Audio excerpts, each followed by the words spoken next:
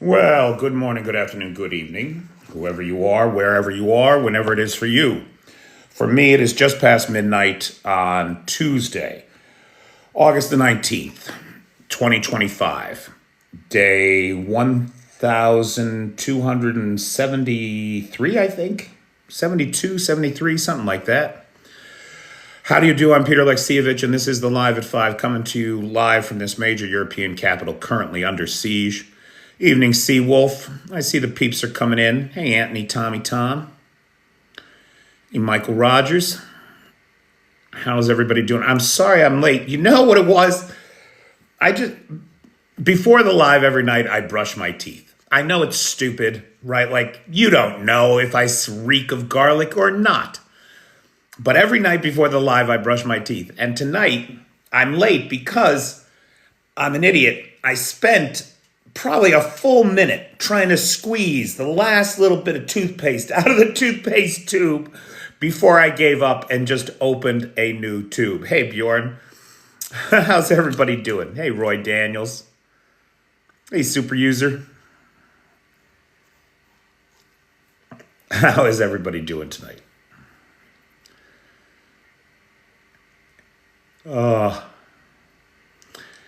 Well, it was quite a weekend, wasn't it? Bonsoir, bonsoir, mon ami. Kennedy.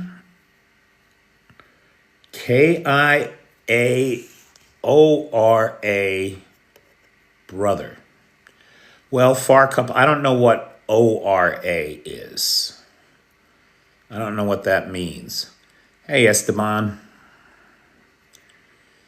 Hey, Matt. Hey, Josie. Doing okay, Joes. Hey, Jay.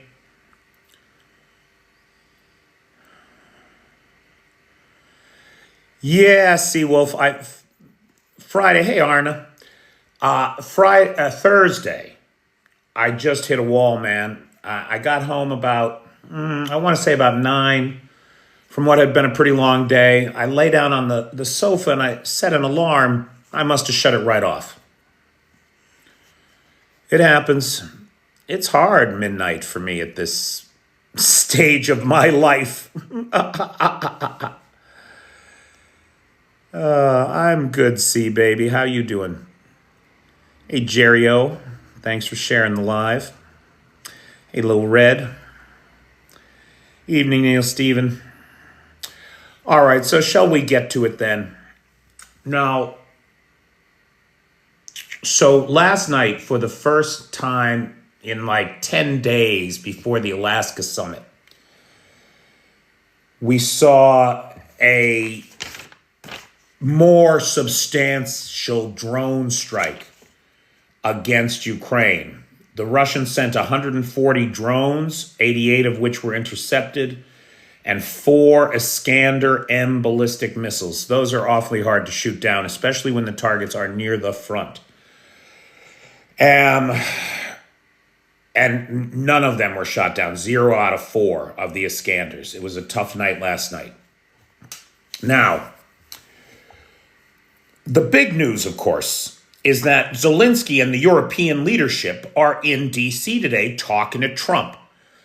And boy, it is a change, right? Like if you think about where we have gone from Friday with the American president rolling out the red carpet to greet an indicted war criminal and host him like he's somebody that deserves the royal treatment rather than to be in the dock in The Hague. After that appalling, wait, let me get the quote. This has to be my favorite thing that Boris Johnson has ever said. Boris Johnson says a lot of stupid things, right? But every once in a while, boy, the former Prime Minister of England hits one out of the park. And what he said on about Friday's meeting between Trump and Putin was that it was the most vomit-inducing episode in all the tawdry history of international diplomacy. Now, if that doesn't sum it up, I don't know what does. You know? Hey, Al Fakri, yeah, man, where you been? So Boris Johnson summed up my feelings beautifully. The whole thing was a nightmare. It was particularly a nightmare because out of the Putin-Trump-Alaska summit, we saw the fears of our European allies and our own fears materialize quite strongly. Putin doesn't want a ceasefire. He wants a peace agreement. He wants an official peace settlement, end to the war forever. Well, until he can build up enough military to do it again. Trump moved away from the ceasefire, dropped it entirely. Taco motherfucker, right? Every time Trump chickens out. We'll get to that, Scully, but you're not wrong. Hey, hold tight for a second. What's important here, I think, is how the narrative changed for Trump, right? We got off of this whole ceasefire notion, which Trump himself said, insisted was a condition before any peace deal. He wanted a ceasefire. Then we could talk about peace deals and lifting sanctions. No. Putin has him now on the page of a peace deal, straight to a peace deal. This is not possible because, of course, any peace for Russia looks like capitulation for Ukraine. And hold that thought, Scully. We're coming to this, right? So we saw Putin get a big win on Friday. There's just no two ways about it. Then, but Trump is like a fucking marionette, right? Or no, better yet, like a yo-yo. He's like a yo-yo, right? His opinion changes depending on who's got the string. So Friday it was Putin. Today it was the European leadership and Zelensky in D.C. And the D.C. clown car show was much better behaved than the last time President Zelensky was there. The reality is that Zelensky showed up with all of the European leadership. Mark Rutte, Ursula von der Leyen, Macron, Starmer, the list goes on. Zelensky showed up with the whole fucking deck. And Trump has no cards. Trump has no cards because he's constantly repeating the enemy's propaganda. Trump has no cards because he's a superficial person who thinks that a bullshit peace agreement that the Russians will wipe their ass with in 3 or 4 years is a win. He drew a line on the map. Give me my Nobel Prize now. It's unbelievable. He has no interest in a just peace, no interest in doing what's right for the Ukrainian people who have suffered at the hands of Russian aggression for 3.5 years. He doesn't have the intellectual capacity for it. So Trump has no cards, and Zelensky showed up with the full deck.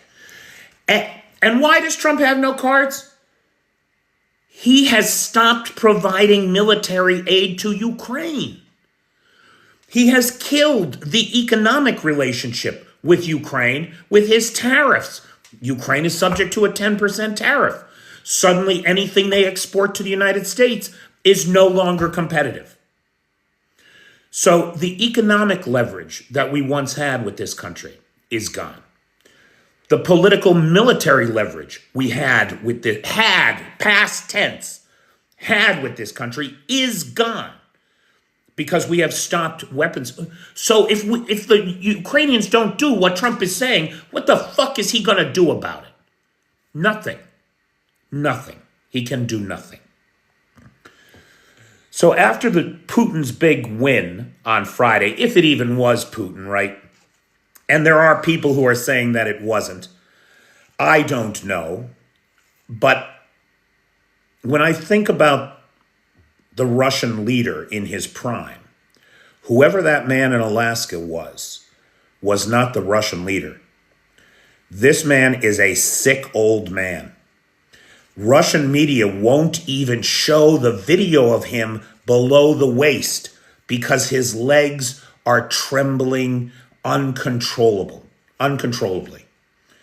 Russian media hasn't shown a single shot of him in Alaska below the waist, with good reason. So Trump has given away all of the leverage that we once had with Ukraine. And so there's no real reason except the reality that America has the greatest war machine in the history of the world. And of course, the Ukrainians want to have access to it. Of course they do. So we went from that big win to this now. First of all, the Zelensky-Trump-Vance press conference in the White House was a masterclass in diplomacy and mending fences, if you will. I don't want to put it that way because I think the whole ambush of Zelensky back in February was disgusting. And it is a crime and a sin that the first words out of Zelensky's mouth in this meeting was a big thank you to the United States and especially to Donald Trump. So the first thing Zelensky had to do was kiss the ring. And that is so offensive to me because the Ukrainians are so genuinely grateful for all the help that they get from the international community. Genuinely grateful. And they say it so much. So it certainly was a dig at J.D. Vance, right? Right off the bat, taking away Vance's ability to criticize him on that point. He also compromised on his wardrobe. So he was wearing a jacket, not a suit, a jacket. And the most beautiful moment of the presser was when that jerk off from OAN News, who asked him about his suit last time, do you even own a suit? That jerk off said to President Zelensky, I see you've changed your suit. And Zelensky shot back, I see you haven't. So it really was beautiful to watch. At the same time, now I cannot tell you how this captured my attention when Nightshade sent it to me. Right? Everybody here knows Nightshade. You should follow Nightshade if you don't. He's the guy who manages the Peter's Peeps groups on the Book of Faces. And Nightshade sent me a press release this morning of the FP5 Flamingo. This is a high-speed, heavy payload missile with a 3,000-kilometer range. Can anybody guess how many countries on Earth have a missile that they can fire 3,000 kilometers? What is that, about 2,000 miles, right? So New York to Houston. How many countries in the world even have a missile that can go 3,000 kilometers? Al-Fakri guesses 2. It's a little more than that, right? Remember, there's about 185 countries on the planet, right? Mel's getting closer at 5. It's actually, there are 9 countries on Earth that build and deploy. Morin is closest without going over. Thanks, Al-Fakri. 9 countries in the world that produce and deploy a missile with this kind of range.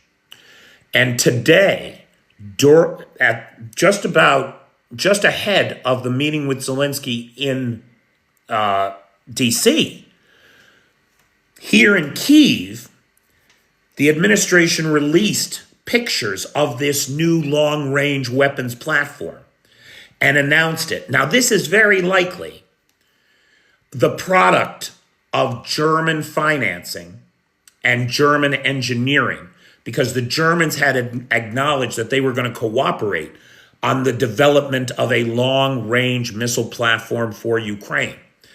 Listen to what this thing does. Not only does it have a 3,000-kilometer range, it weighs 6 tons with a 1-ton warhead. It's travels at 950 kilometers per hour. That's more than 600 miles an hour. It's nearly 20 feet wide, 6 meters. GPS and inertial guidance. It's flexible in terms of its delivery. It can be fired from the ground to a ground target, ground to ground, or from a plane, air to ground targets. It's an impressive feat that this technology could be developed and placed into mass production while in the crucible of this war, with all of the assets, with all of the expenditure that Ukraine has to do at the front just to hold the Russian horde back. The idea that they have been able to pull this off, or apparently have pulled this off, is amazing. TASS, when it saw the release of this press release, TASS is the Russian state newspaper, criticized the release or the development of this weapon as not from a side that is genuinely seeking peace. Every time the Russians, oh God. Hey, everybody see this in the comments here? Oh, school, do you know what a nuclear bomb can do? So what everybody should be aware of, right, is that the Russians are spending $400 million right now to have trolls like this say stupid things in comments that make us all afraid and shiver in our boots that, ooh, Russia's gonna nuke us all. Ooh, Russia's gonna nuke us all. Motherfucker, if you're really gonna nuke somebody, you fucking nuke them. You think we warned the Japanese or tried to scare the Japanese into being afraid of our nukes? No. Hiroshima and Nagasaki were gone before they knew what happened. Now, we can argue the morality of that all you want. But when you have the power to do something, you don't talk about it, you do it. I often think about way back in March of 2022. I remember sitting in my apartment watching the TV, and Putin is on there. And Putin says, I am not bluffing. Now, come on. What do you think is more likely? That Russia's going to end, that the Russians are suicidal enough, that they're going to end 500 years of Russian history in 42 minutes? Or that a man who says he's not bluffing is bluffing? They're so full of shit. It's unbelievable. And they have to pay people like O School here to come in here where decent people are trying to have a discussion about the happenings of the day to spread their baseless fear. They have to pay them. This is what we're up against. Cheap con artists and liars. And we got to stop listening to them. You got to stop listening to them, everybody. Don't believe it. How weak is Putin? Putin is so weak that he suggested that China could provide security guarantees to Ukraine, tying European security to Chinese interests. Now, why would he say such a thing? Because even though he won on Friday, even though on Friday he changed the narrative, right? So that we're no longer talking about peace and we're no longer talking about a ceasefire. We're talking about peace in our times. For history buffs, that's on purpose. We're talking about peace in our times. We're talking about appeasement is what we're talking about. Donald Trump is the Neville Chamberlain of the day. But after today's meetings with EU leaders, the U.S. is now talking about providing security guarantees to Ukraine. Now, we don't know what that would look like, but J.D. Vance, Donald Trump, Steve Witkoff, Keith Kellogg, they have all said America will provide no security guarantees to Ukraine. Today, they are saying that it's under consideration at the very least. See, that's my big fear, Jackie, that it's going to be not American security, it'll be Timu's security. Right. Well, All right, so, but it is a change from the administration position. And the administration position has to change because Russia is not moving on its maximalist demands. If we look at the so-called Trump peace proposal, it's really just Ukrainian capitulation. So it says Ukraine will never join NATO. Okay. So no real security guarantees. They want protections for the Russian Orthodox Church in Ukraine, which has proven over and over again to be an arm of the FSB and the Russian government. They want Russia as an official language in Ukraine. No ceasefire, straight to a peace deal. Now, look, these things are hard. These things are complicated. There are lots of moving pieces. The way it's traditionally done is you get a verifiable ceasefire, you let things cool off, and then you have serious conversations about the complex issues. The problem is, for the Russians, the only real issue is that Ukraine exists. And they are insistent that its existence be ended. And therefore, they are insisting that full acknowledgement of Crimea as Russia, as a prelude to peace, quote unquote. They want the Ukrainians to abandon 19,000 square kilometers. That's about 8,500 square miles of the Donbass that no Russian soldier has ever set foot in. We're going to need that from you. So what we cannot take with military force, we want you to just give it up to us. Now out in Seversk today, over the weekend, the Russians took a square kilometer of land, 1 square kilometer. At the current pace of advance, it will take them 4 years and 1 million Russian lives to get those 19,000 square kilometers. And they want Ukraine to just give it up. These maximalist goals are insane. Oh, they also want America to remove sanctions. They want sanctions relief prior to peace. Not, let's get into a verifiable ceasefire and then maybe we'll soften some sanctions. No. Sanctions lifted as a prelude to peace. It's insane. It amounts to Ukrainian capitulation. So hearing Donald Trump today talk about considering security guarantees for Ukraine and hearing Putin clap back, China could provide those, right? Demonstrating himself to be a vassal of the Chinese state, pursuing Chinese interests in Europe. I gave you the Boris Johnson quote. If you just got in, my favorite quote around the Trump-Putin meeting is from Boris Johnson. He said, "It was the most vomit-inducing episode in all the tawdry history of international diplomacy." Sums my feelings up beautifully. Steve Witkoff is an idiot. I mean, an idiot of the highest order. This son of a bitch had the nerve to go on Jake Tapper and say that Russia's making concessions, good concessions, that will lead to peace.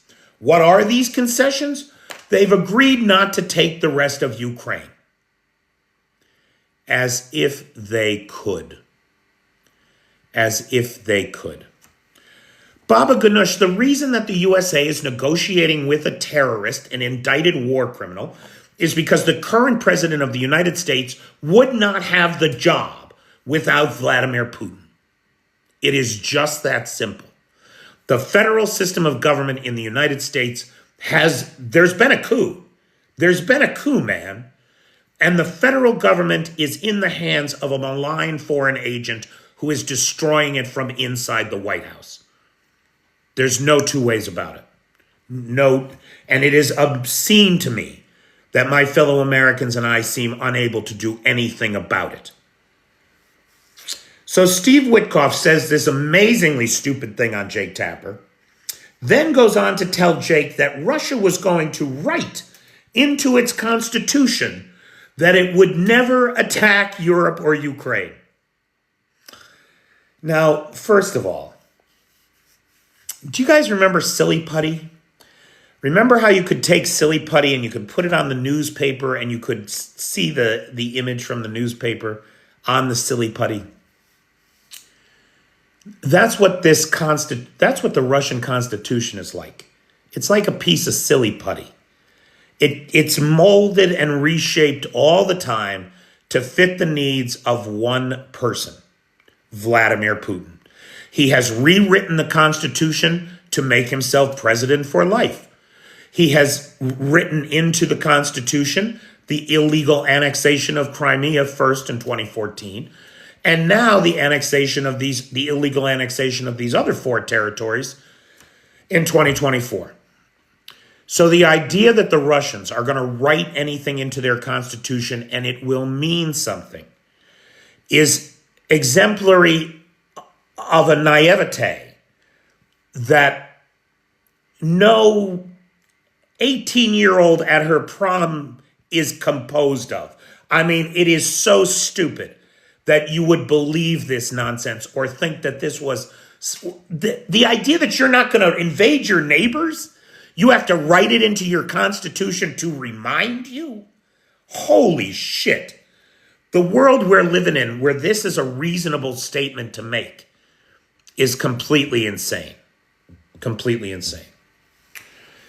Now, for their part, with all of the diplomatic and geopolitical happenings of the last 72 hours, the Ukrainian army on the ground in Ukraine is not wasting a moment of its time.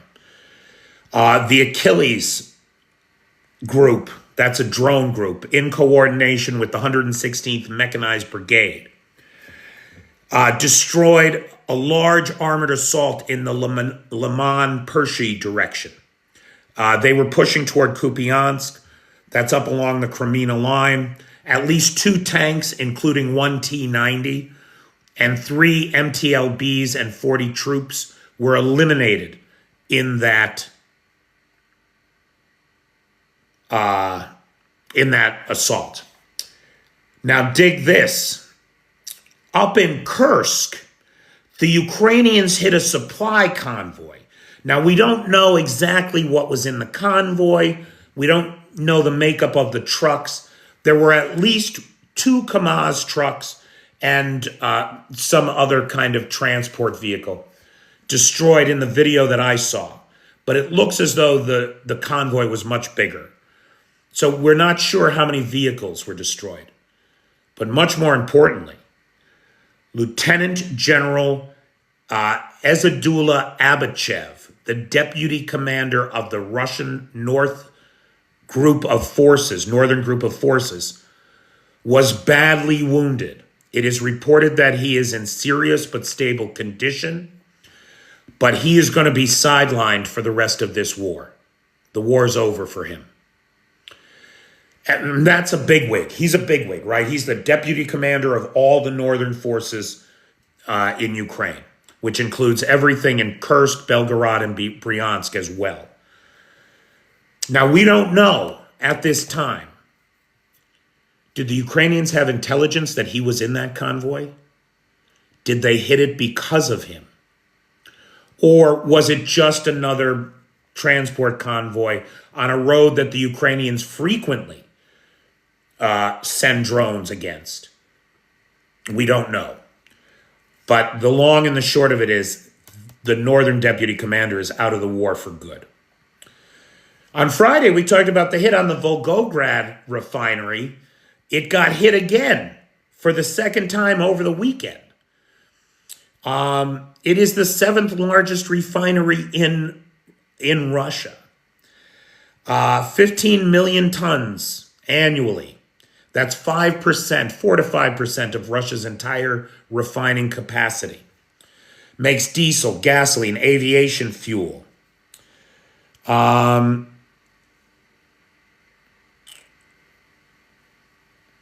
We also saw a hit on railway infrastructure south of Moscow. Warehouses in the Sherbinka railway station were hit with drones, and a large fire was reported on the territory of those warehouses. Rail service was suspended. Now, it's important to note that this site is 10 miles inside of the air defense ring that rings Moscow. 10 miles inside the air defense ring. What air defense doing? I don't know what air defense doing. In Belgorod, 20 kilometers over the border, there was a railroad substation hit. Guys, everybody here knows, right? Everybody that follows this channel knows that Russia's got 54,000 kilometers of electrified railway. And so at points along the railway line are critical electrical substations for supplying power to that section of the line.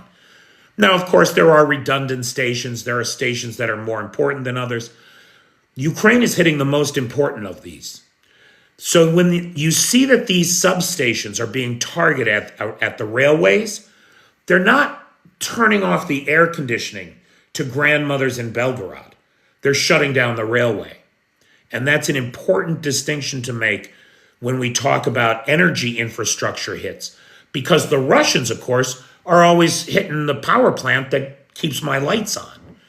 And that's a very different thing to hit these substations.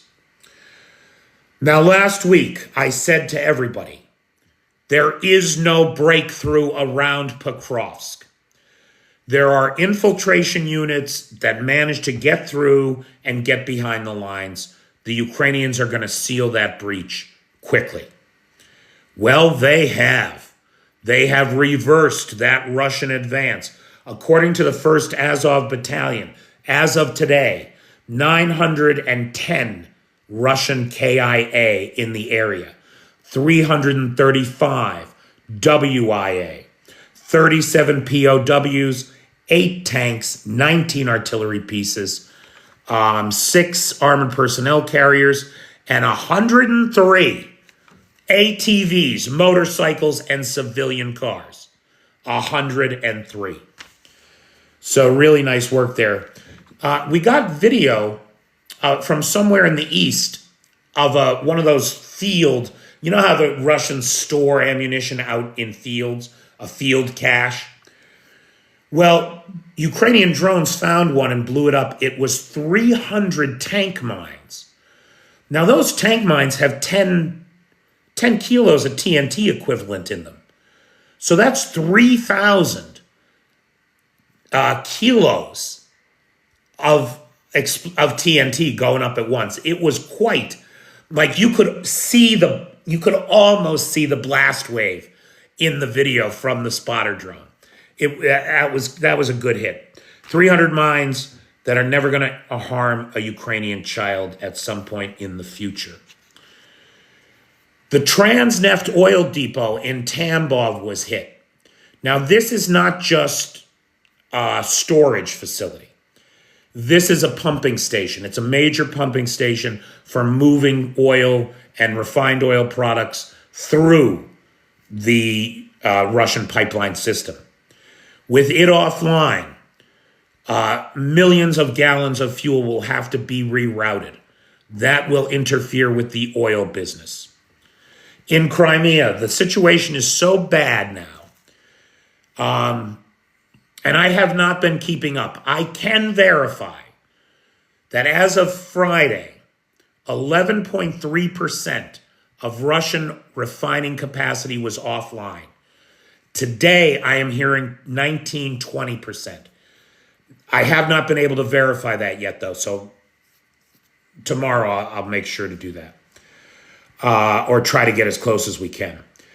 But it is showing, boy. Remember, we've talked about the fact that when empires collapse, where you start to see the collapse is out at the fringes. And so in the far east of Russia, we have seen far more airplane accidents than we see in the western part, even though there's less air traffic out there. More rail collapses, which don't seem to be attributed to partisan activity, but rather to a lack of maintenance. Failures of the infrastructure in the Far East are compounding. Right? The edges of the empire get neglected most by the center. And now, out there in the East, there is no gasoline. There's no 95 octane. It has disappeared from Vladivostok, and it's a tough name, but another province in the East. There's no A95. And the A92, 92 octane for Americans, is priced at $3.30 a gallon. $3.30 a gallon. Now look, to you and me as Americans, that sounds like, it's a little high, but it's not as bad as it's been, right? The average Russian makes 1/10 what an American makes. The Russians, when they do economic analyses, they always base it on the PPP model, right? The Purchasing Parity Power Index, or the sometimes called, if you've never heard of this, you can Google the Big Mac Index.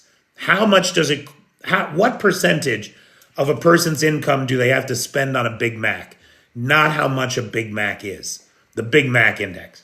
And yeah, the Russians have a standard of living comparable to the people of Mexico and make about that same kind of income. So in terms of dollar for dollar match, that's the equivalent of an American spending $13 a gallon. The Russians are paying the equivalent for a Russian salary of $13 a gallon.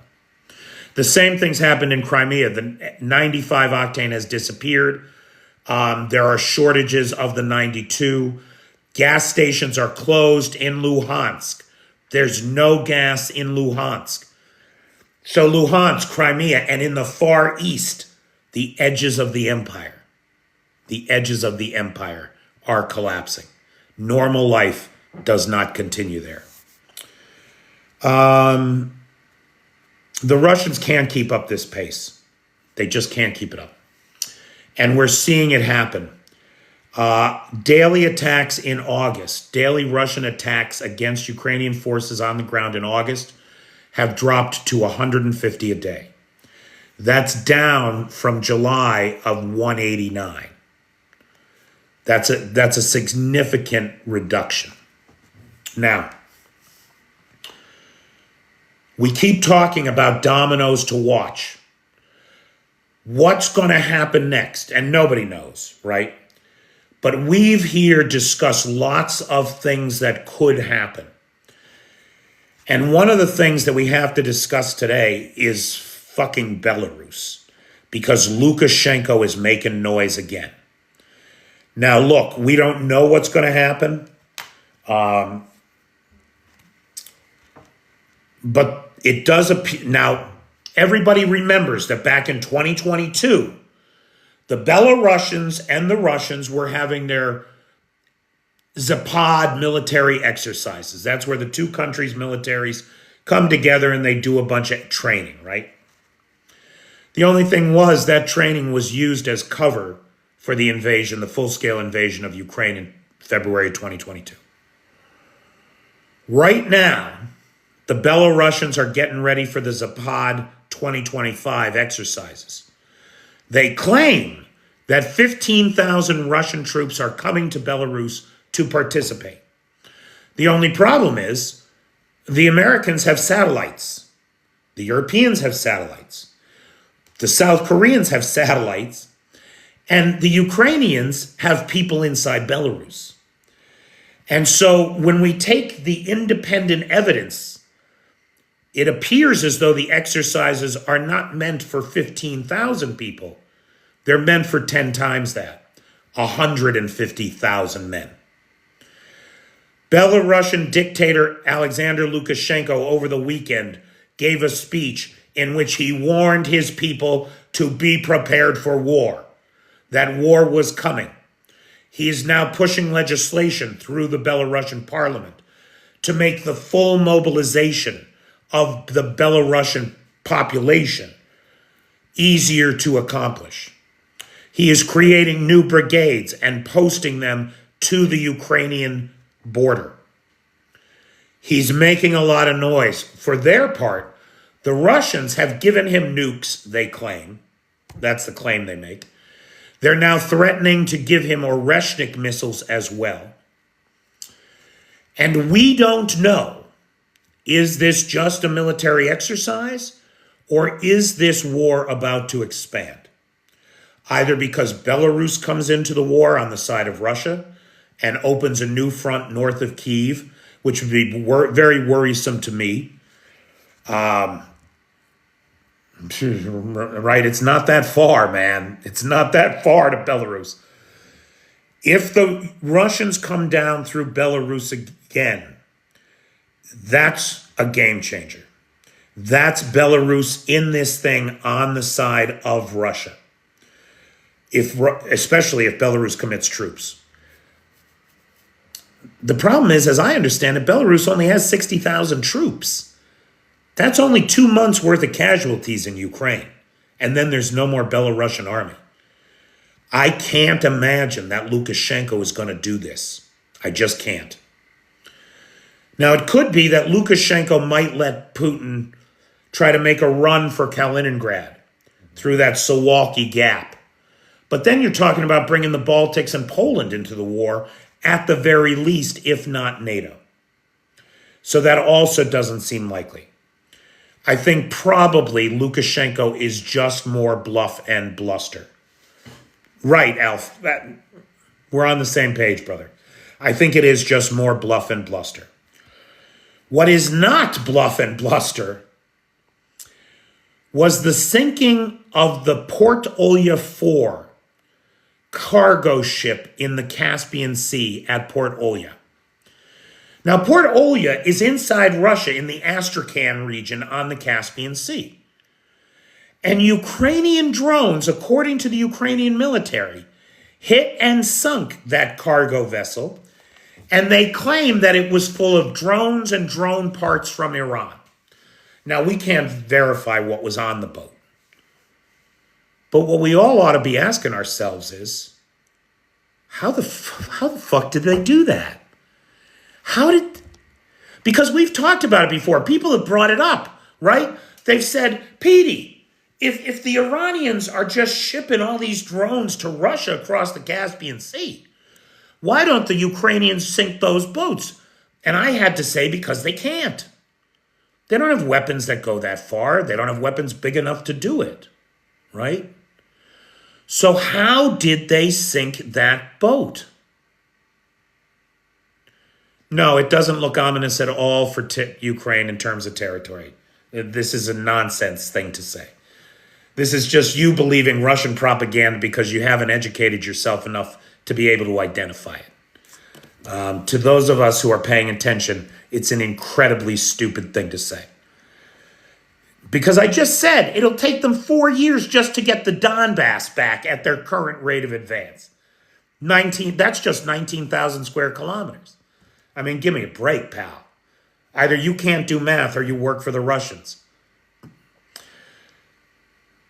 Okay, now Steve says, did the Syrians let Ukraine deploy sea babies? Well, Syria's not on the Caspian Sea, right? I'm not wrong about that. Does anybody have a map?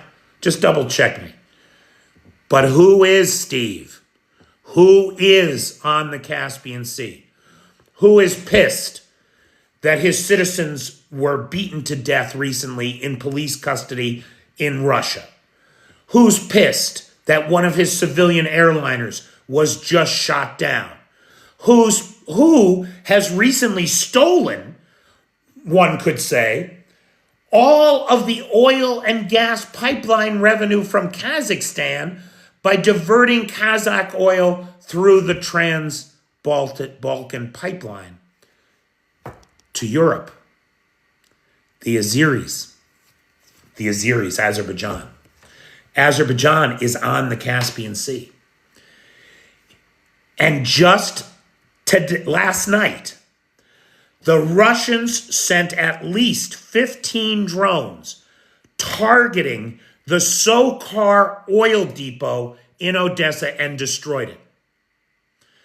Now, Sokar is the Azeri national oil and gas company. Why do you think the Russians have hit the Sokar facility twice in the last 3 days and finally destroyed it? We could be looking at a world now where the Azeris could assist the Ukrainians in shutting down the Caspian Sea weapons pipeline from Iran to Russia. We could be living in a world now where a brutal dictator as bad as Putin himself suddenly sees an opportunity to seize parts of Russia for Azerbaijan, take a bite out of mama for themselves.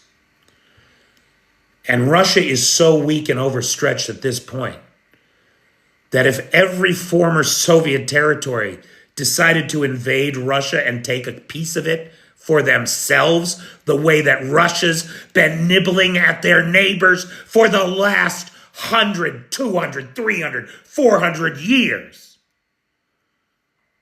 we could see a change in Central Asia and in the size and composition of the Russian Empire, the likes of which we have not seen since 1991.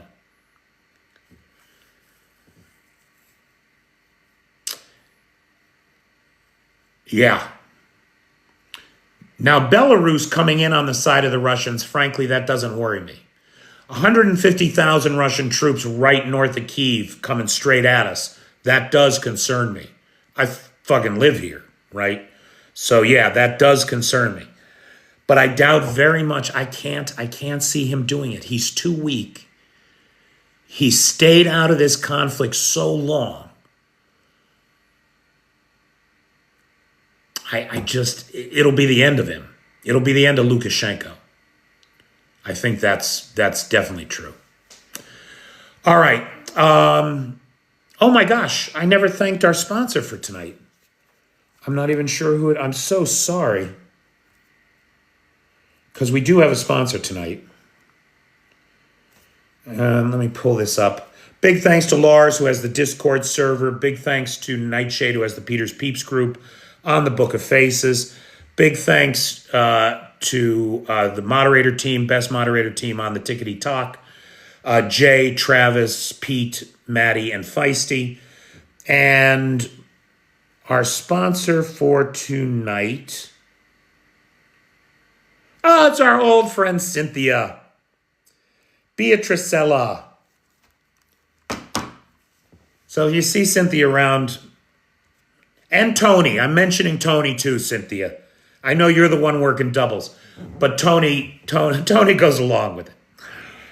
So thank you, guys. I really appreciate it. If anybody wants to sponsor live, it would be great if you could sponsor live. PayPal's in the description. Okay.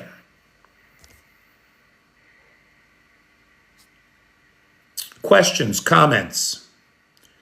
We are now at the question and answer period of our program, in which I will attempt to answer your questions. Can you stump the chump? Let's start calling this, instead of Q&A, let's start calling it Stump the Chump.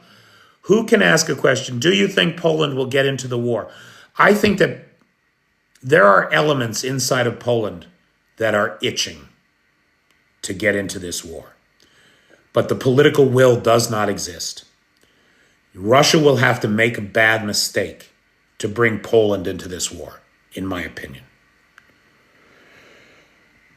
Damn right, hardly. Ukraine is the true example for democracies everywhere. Yes, they are. You hope Zelensky would give up on NATO? Well, I don't hope that at all, Nana Pam. This country, this is a sovereign nation that should be free to make its own security decisions. If Ukraine doesn't get into NATO, future war with Russia is inevitable, and the final eradication of Ukraine. You're reminded of the Bay of Pigs. Why? Has there been a failed assassination attempt against a leader lately?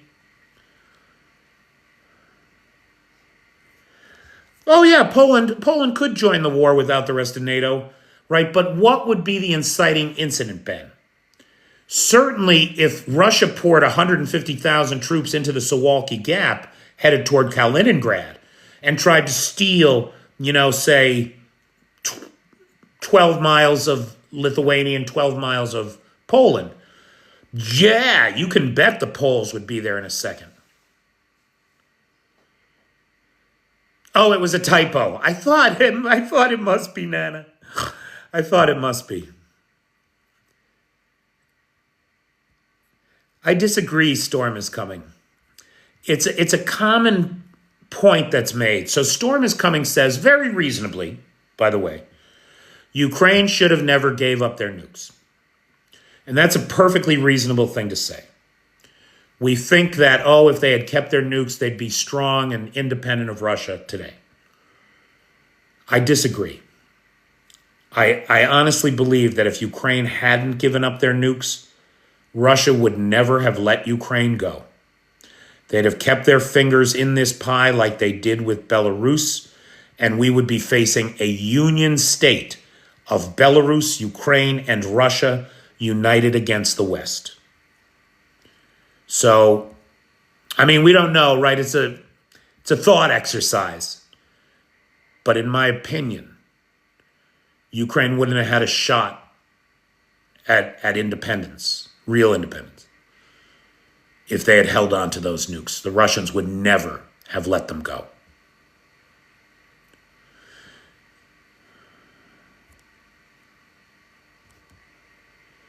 What do you think of Trump-Zelensky relationship now? No one has any relationship with Donald Trump that is not toxic. It's pure toxic. Just yesterday, Donald Trump tweeted that Zelensky could end the war immediately if he just gave up his desire to be in NATO and he gave up some land. He should make a deal. Insisting on the capitulation of Ukraine in the face of Russian aggression. He's a rapist. He's a victim blamer. They're all victim blamers, those guys. Why should Putin stop Ukraine from joining NATO? That's rewarding him for the invasion. Correct, Chrissy Locks. Correct. Exactly. Absolutely Absolutely exactly.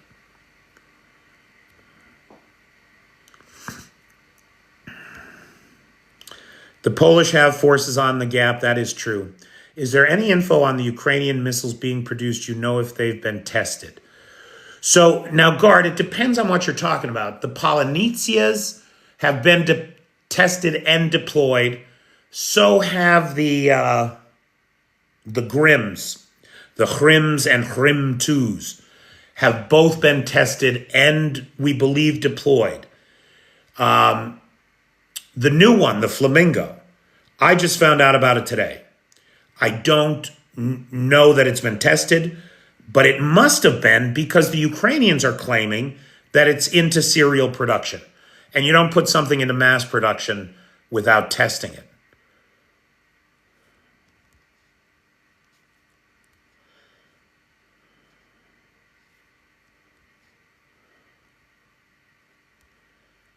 Trump is a weak clown. Yes, he is, Bip.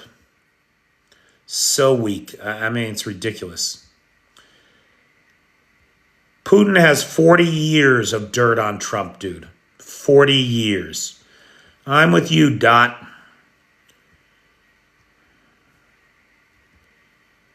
Hopefully, Trump will be a lame duck after the midterms. Hopefully, Trump will be in prison by the midterms. He's a felon. He's a convicted felon. Why is he running the country instead of behind bars? Russian money. Chinese money probably too, but Russian money mostly.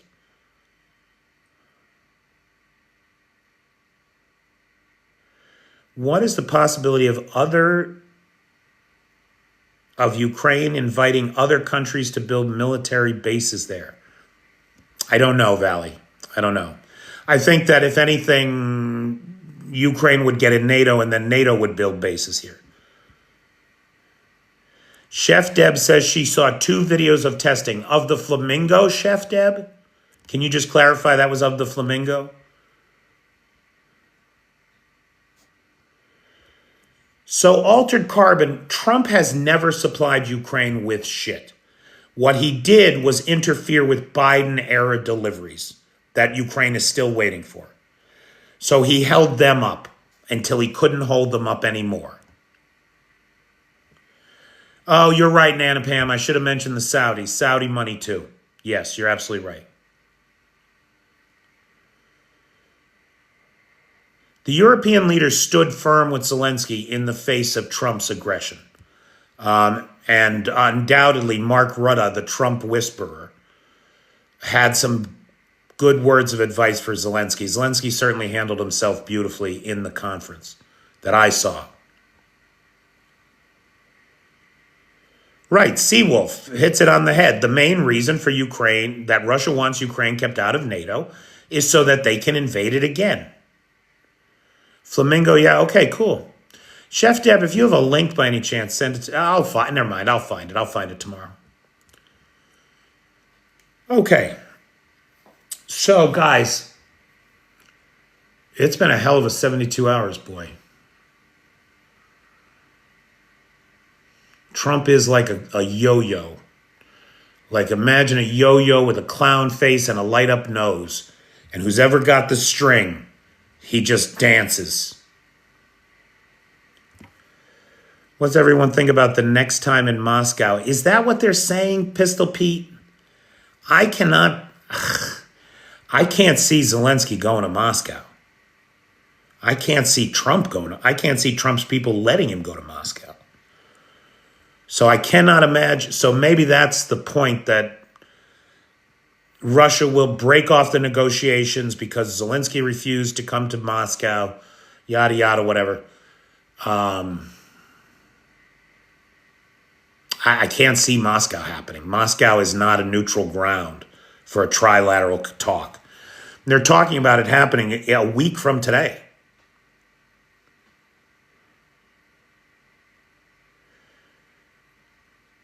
Gramps High Flyer says, Lukashenko said he doesn't want another term. Will Belarus's role change in the war? He's not up for election again until 2030. He's already in his 70s. Of course, him saying he doesn't want another term is meaningless in the face of time and death. So it's a completely meaningless statement. It doesn't mean anything. Sell the Flamingo to as well. The problem is they have to make them first, and they kind of need them right now. Eventually, I'm sure they'll be happy to sell them to everyone once they've proved their effectiveness on the battleground against Russian targets. Oh, Putin said the next meeting will be at Taco Bell. Oh, that's funny. That's funny, Jax.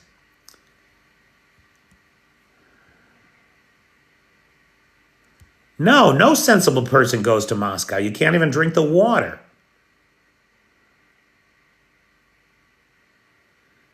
Yeah, Gramps, these people say these things because they want people to think positively of them or have some impression of them, but they're meaningless statements, pal.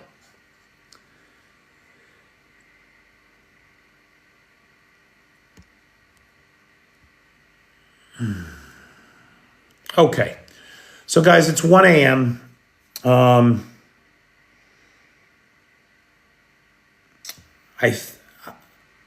pretty sure I don't have any other sponsors of lives this week. So if anybody can sponsor live, please consider doing so. Also, if you don't have a Patreon account, please get yourself a Patreon account. Even if you can't kick me $5 a month, get a free one, and you'll get access to most of the content over there. There's some behind the scenes stuff that only paid Patreon members participate in. I wonder if I could. I'll take a look at something tomorrow. Right.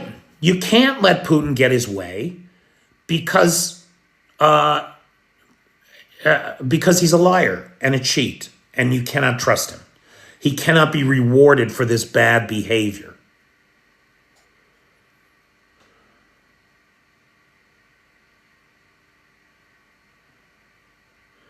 Yeah, no EU red carpet, right?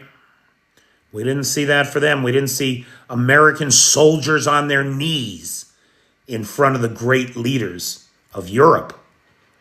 Yuck.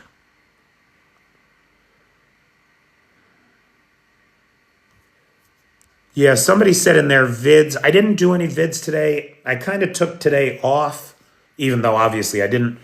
But I didn't make any videos today because it was a long weekend. I was very busy both days. And today I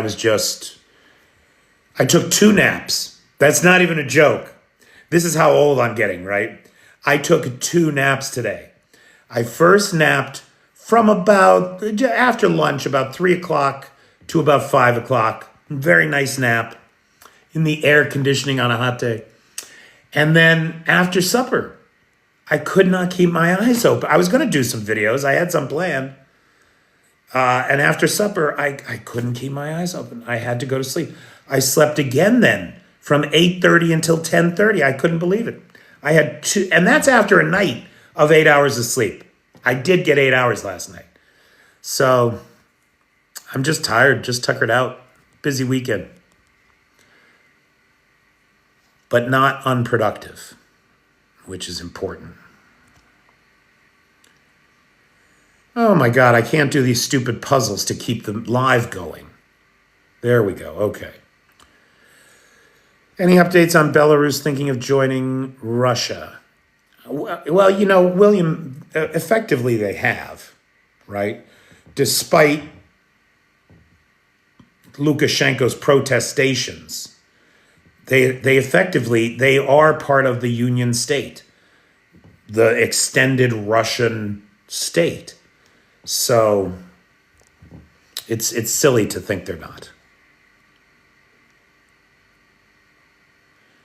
Oh, well, that's good, Titch. Good to hear. They are Russia, yeah. And, if we see them join up with Russia and invade from the north, I don't know. I don't know where I would go, what I would do. Because if Kyiv is under threat, I'm not staying here. I won't last a week with Russians in charge. I mean, I can see myself being shot in the street real fucking fast for mouthing off to a Russian. So that I'm not going to be able to stay here under occupation.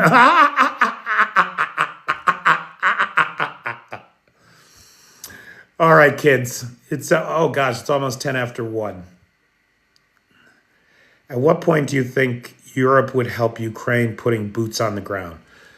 That's not going to happen.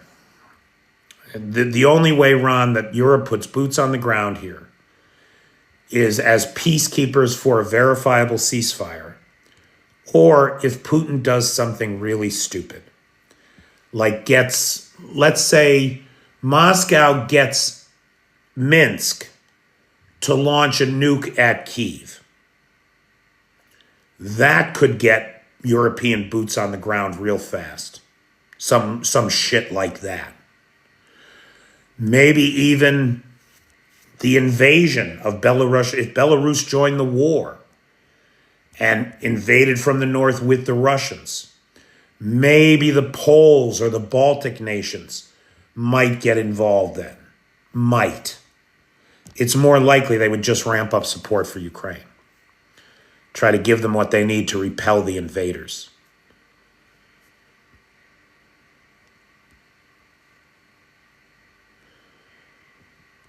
Do you think there will be a ceasefire No, Titch, because Putin will not have it. Putin is insisting on the thing he knows he can't get so that he can continue the war. That's where we're at.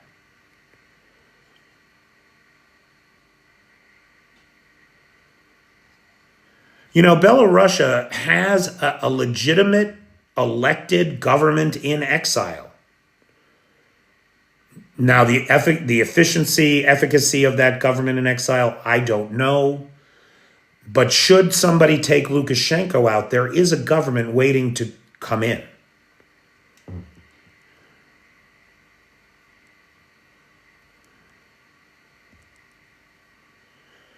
All right, guys, I'm going to call it a night. Thanks, everybody. Thanks very much to Beatrice, Sella, and Tony. And I will talk to everybody tomorrow. Thanks, guys.